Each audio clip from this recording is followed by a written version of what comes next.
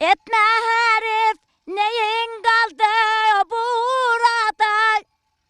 İyi kötü bir ev yaptık oraya.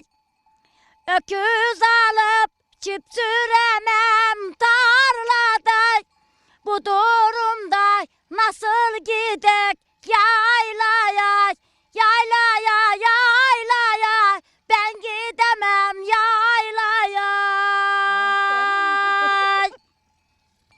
Etme herif neyin kaldı orada?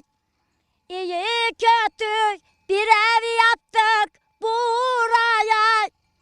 Öküz alıp çift süremem tarlada.